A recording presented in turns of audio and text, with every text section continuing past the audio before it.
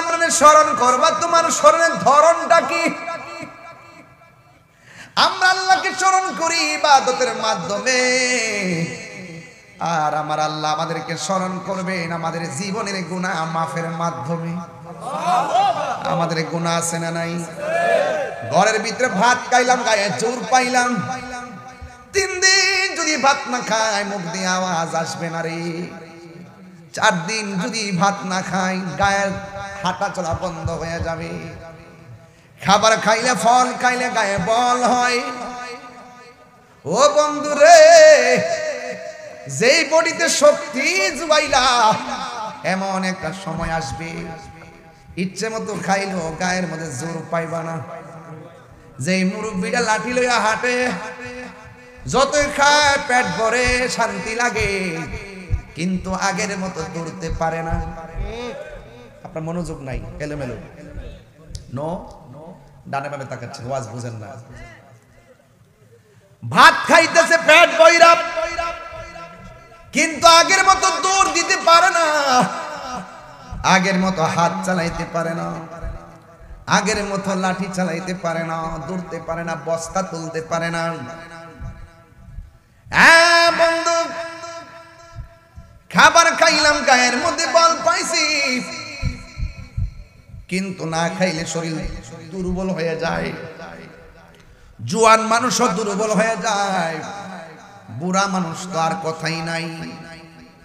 কিন্তু এই বডির ভিতরে গোশতের টুকরার কোনো অভাব নাই।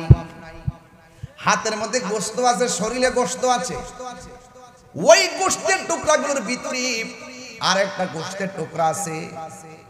ওই টুকরাটা খাবার খাইলে তৃপ্তি পায় না। ওই খাবারটা, ওই টুকরাটা খাবার খাইলে শক্তি পায় না। ওই টুকরাটার খাবার হলো, নবী বলতেছেন, গিজাউল কালবে যিকরুল্লাহ। ওই টুকরার নাম হলো ওয়াহিয়াল কালব। ওই টুকরার নাম হলো কালব। আর গিজাউল কালবে যিকরুল্লাহ, ওই কলবের খাদ্য হলো আমার আল্লাহ পাকের জিকির। জুড়ে কোন সুবহানাল্লাহ। ওই কলবটা যখন সতেজ থাকে, ওই কলবটা যখন তাজা থাকে,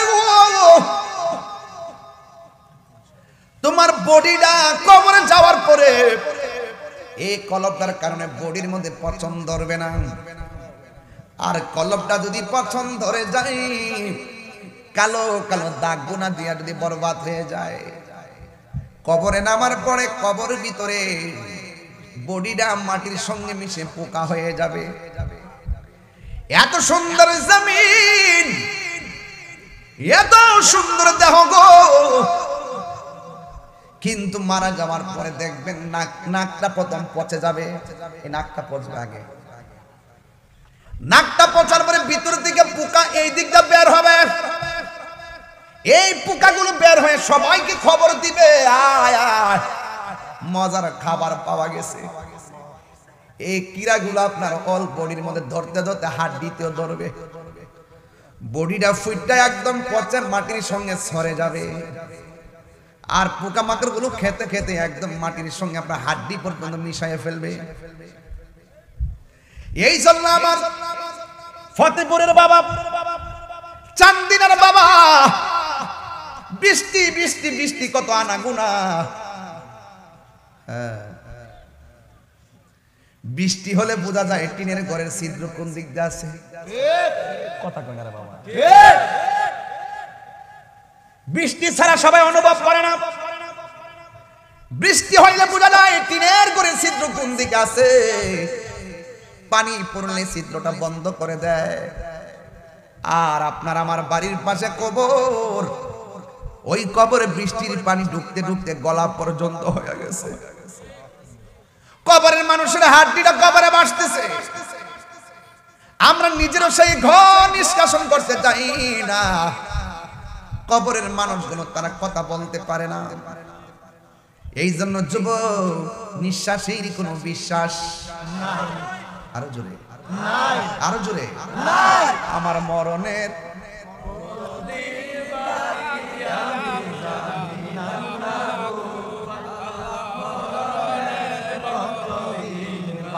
আমার কাছে অনেকে টাকা দান করে করে কইছে হুজুর আমার আব্বা নাই আম্মা নাই, আমার আব্বা নাই, বলেন না আমার মরণে কতদিন বাকি আমি জানিলাম না গো আল্লাহ, মরণের কতদিন বাকি আমার মরণের কতদিন বাকি আমি জানিলাম না গো ও আল্লাহ, মরণের কতদিন বাকি। আজরাইল আসিয়া যখন হস্তে দিবা ধরি, আজরাইল আসিয়া যখন হস্তে দিবা ধরি, তখন আমার মনা ভাই করবা লুকালুকি আমি জানিলাম না গো আল্লাহ, মরণের কতদিন বাকি আমার মরণের কতদিন বাকি আমি জানিলাম না গো আল্লাহ, মরণের কতদিন বাকি।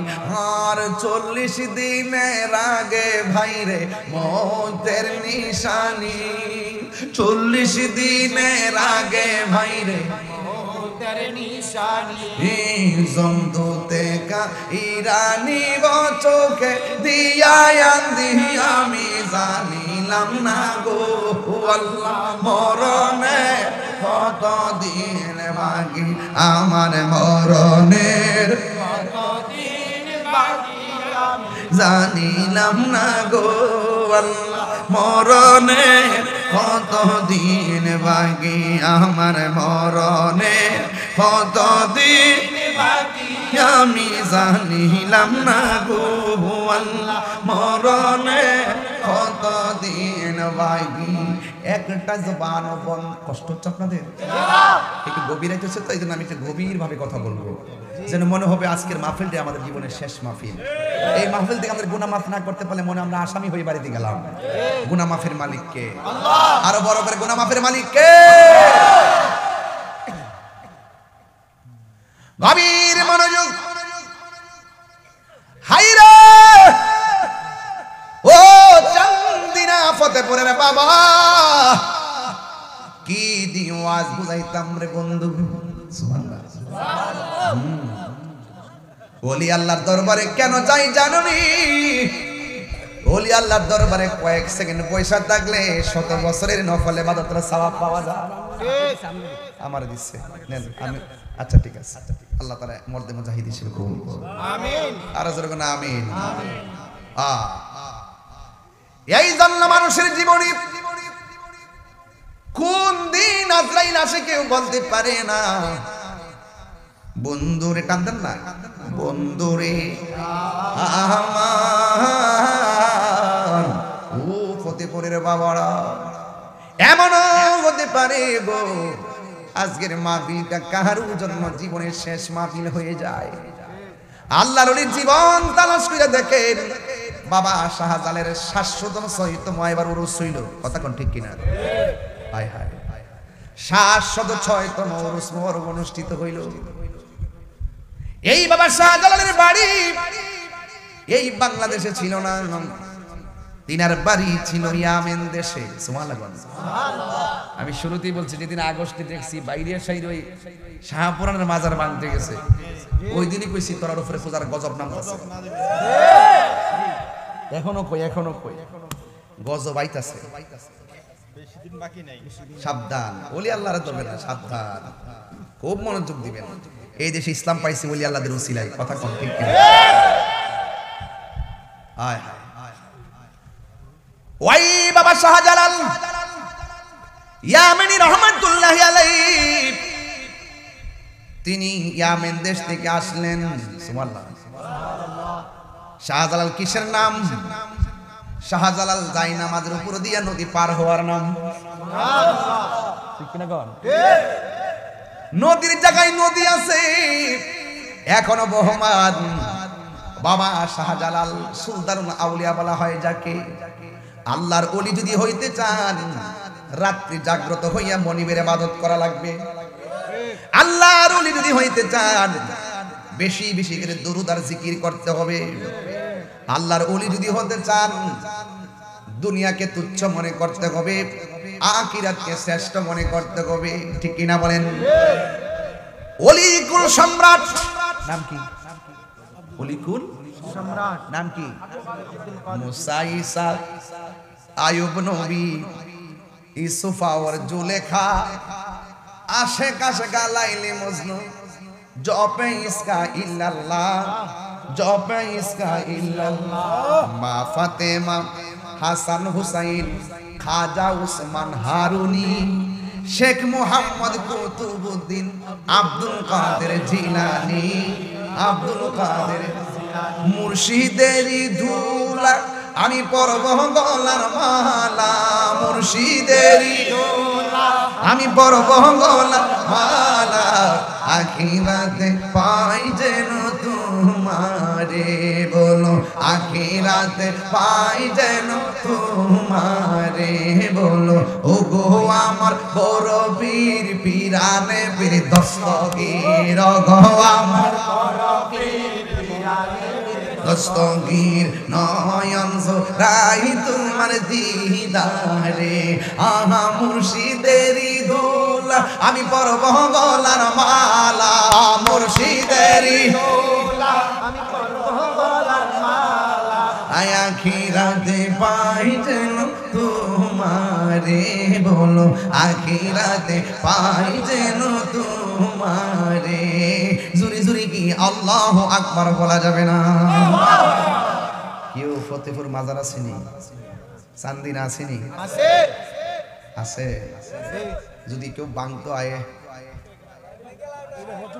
এই ফুলাফান্ডি করি, এই ফুলাফান্ডি করি আসেনি রে ফুলাফান্ডি, সুরের মতন গোপনে গোপনে তালিকা কইরা হুট করে দুইটা আগুন জ্বালা লাগাইয়া দূর মারো, জানে আয় চান্দিনা বাংবার লাগিয়া, চান্দিনা বাংতেলে ঠেঙ্গের সাঙ্গিডি ভেঙ্গে লাইব, কতক্ষণ ঠিক না বেটি? এখন থেকে আর নরম বসায় কথা হবে না, বাধা হবে যেখানে, লড়াই হবে সেখানে, কলামান্ডি করি ডাক দিলে পাওয়া যাইব নি?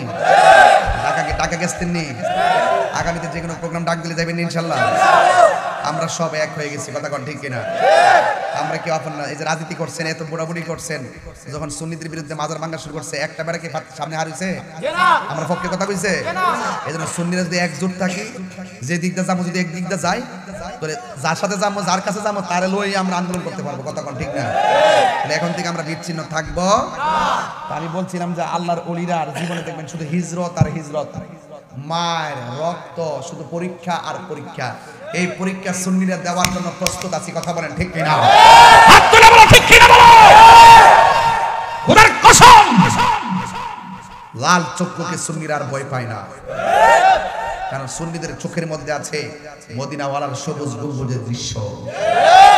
এটা আমাদের পরিষ্কার কথা। হামলা মামলা দিয়ে কিছু করতে পারবো না, জেল হবে না, মৃত্যু হবে, কিন্তু হকের প্রতি থাকতে চাই। রাজি আছেন না নাই বলেন? গৌসুল আজম আব্দুল কাদের জিলানী তিনি কি সাধারণ ওলি? কি ওলি? মাদারজাত ওলি। কি ওলি? কথা বলেন। মাদারজাত ওলি কাকে বলে? মার পেট থেকে ওলি হয়ে আসে, মার পেট থেকে ওলি হয়ে আসে। এজন্য মায়ের উচিত কি? মায়ের উচিত সন্তানকে পেটে রেখে কোরআন তেলাওয়াত করা, মায়ের উচিত সন্তানকে পেটে রেখে সত্য কথা বলা, মায়ের উচিত সন্তানকে পেটে রেখে তাহাজ্জুদের নামাজ পড়া, মায়ের উচিত সন্তানকে পেটে রেখে 5 ওয়াক্ত নামাজ পড়া, মায়ের উচিত সন্তানকে পেটে রেখে পর্দার সাথে চলা। যখন আপনি আমার কথাগুলো মেনে চলবেন, ওই পেট থেকে সন্তান আর সাধারণ হইয়া বাইরিত না, এটা ওলি হইয়া বাইরিত। এটা কি বিশ্বাস হয় আপনাদের? গৌসুল আজম আব্দুল কাদের জিলানী কেমন ওলি ছিলেন জানেন? তিনি যখন মার পেটের মধ্যে ছিলেন, মা যখন হাসি দিত, যখন কইতো হাঁচু আলহামদুলিল্লাহ, পেটের ভিতর থেকে গাউসে পাক হাসির জবাব দিয়ে দিত। সুবহানাল্লাহ। শেষ সাথে ছিল বেলায়েতের ওয়াজ ধরছি, যারা লাস্টে জিকিরটা করলে তালে পড়ে। আর আসল ঘরের নাম কি? ওই কবরে আমরা শুধুমাত্র বান্দা নয়, আমরা বন্ধু হইয়া যাইতে চাই। বন্ধু হইতে চাই, বন্ধু হইয়া যদি যাইতে চান, কর্ম করার দরকার আছে না নাই? আর ওদের কর্ম করার দরকার আছে না নাই? ওই কালাকিন যে এই চেতনাস না, ওয়াদা করছিস না তোমরা? আমি বেশি লম্বা করতাম না, আমি 20-25 মিনিটে ওয়াজ করছিলাম। এরপর তুমি এসে মাঝখান 1 ঘন্টা কইরো, বুঝতে পেরেছো? কোনটা বীরকা কোনটা ওই যে এই যে দিনের বেলা যাইছিলাম যে এই মেঘের মধ্যে যে বেড়াতে হারিয়ে ওয়াজ শুনছ কাটিতে বেশি পাওয়ার মধ্যে মনে কোন কোনটা এটা আরে মেঘ যাইছি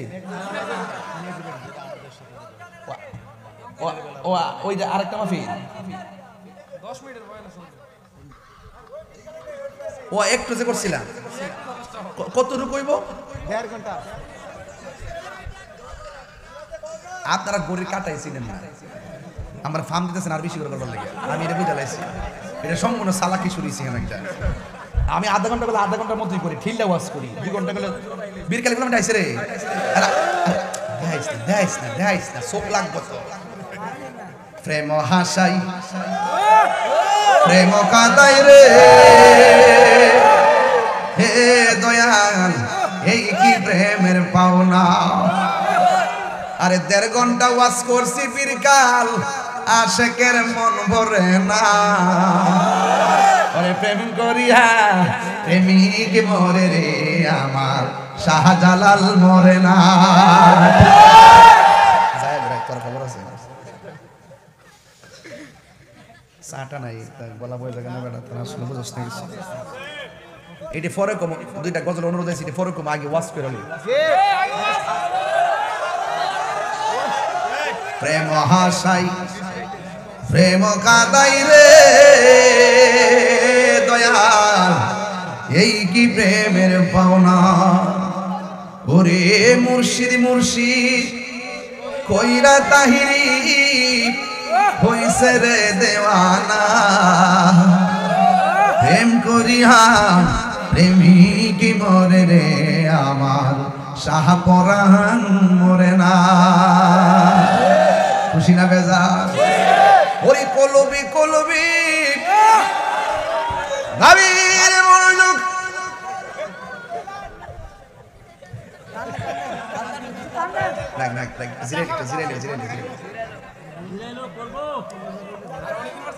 বাজান কালেকশনটা কত হয়েছে কইতাম নি 47,500 আর কত হইলে 50 কইতাম না 50 হলে কইেন আর 2,500 লাগবে আপনারা যাওয়ার আগ পর্যন্ত নিয়ত করে রাখেন যে 1,500 করে কেনাকাটা দিবেন ওই যে ভাই কি ভাগল দিছো আজকে সব নিশিরাতের ভাগল আর আপনার কিছু এই টাকাটা নিয়ে আসেন কোন কত হইছে 49,000 না 48,500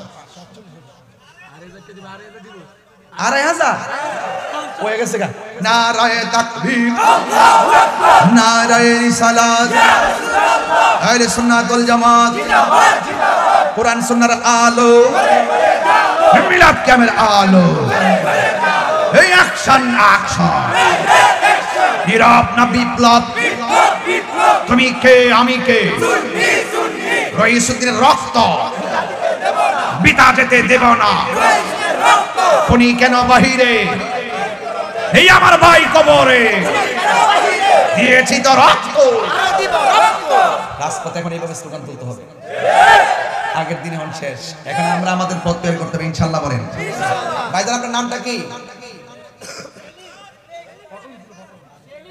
সেলিম সাহেব সৌদি প্রবাসী বুঝাই যে টাকা কামা মোট 2,500 টাকা দিয়ে 50 মিলাই দিছে আল্লাহ আপনি কোটিপতি বানাই দেন আমিন কোন আর যখন আমিন একটা জবান বন্ধ রাখবেন না মোহাম্মদে মায়ার সুরে বলুন সুবহানাল্লাহ গভীর মনোযোগ আল্লাহু আকবার ওই গাউসুল আজম কি সাধারণ ওলি না মাদারজাত ওলি মা যখন হাসি দিত যেই সন্তান পেটের দিকে হাসির জবাব দেয় ইনি কি সাধারণ নাকি অসাধারণ শুধুমাত্র তাই নয় তিনি যখন ভূমিষ্ঠ হয়েছেন ভূমিষ্ঠ হওয়ার পরে যখন হাঁটা চলা করতে পারেন ছোটবেলায় তিনি যেই মজলিসের মধ্যে যাইতেন তখন কে যেন বলতেন রাস্তা ফাঁকা করে দাও সুবহানাল্লাহ করে গেলে কে যেন বলতো রাস্তা ফাঁকা করে দাও একটা মাদল